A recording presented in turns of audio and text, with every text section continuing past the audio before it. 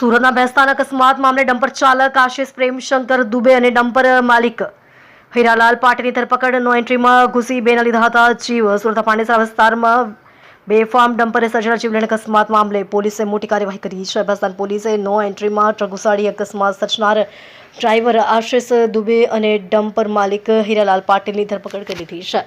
આ ડમ્પર વેસુમાંથી માટી ભરીને ડિંડોલી તરફ જઈ રહ્યું હતું ત્યારે મોપેડ સવાર એક પરિવારના 4 લોકોને અડફેટમાં લીધા હતા. અકસ્માતમાં 2 લોકોના મોત થયા છે. બેફામ ડમ્પર ચાલકે અકસ્માત સર્જી માતા અને માસૂમ પુત્રીના મોત નિપજાવનાર આરોપી ડ્રાઈવર આશિષ સળો પ્રેમશંકર દુબેની ધરપકડ કરતી ભેસ્તાન પોલીસ સુરક્ષાના ભેસ્તાન પોલીસ સ્ટેશન વિસ્તારમાં આજરોજ એક હૃદયદ્રાવક અકસ્માતની ઘટના સામે આવી હતી. મોપેડ પર સવાર થઈ પરિવાર સાથે ડિંડોલી આવાસ તરફ પરત ફરી રહેલા રૂકસાન ઇમરાન સૈદ ઉંમર વર્ષ 22 અને તેમની માસૂમ પુત્રી જૈનમ ઉંમર વર્ષ 3 ભેસ્તાન બ્રિજ પરથી પસાર થઈ રહ્યા હતા.